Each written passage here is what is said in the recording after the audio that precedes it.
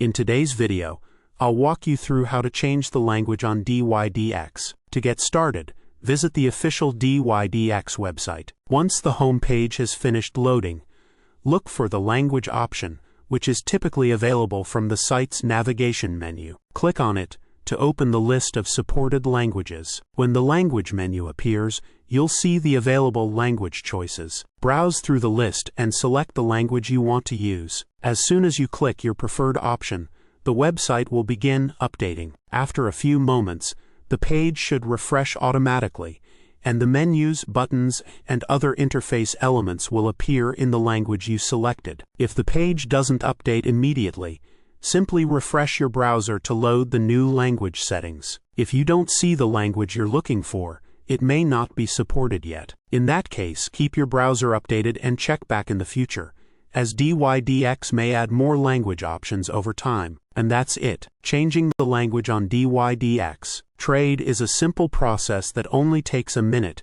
and can make the platform easier to use in your preferred language.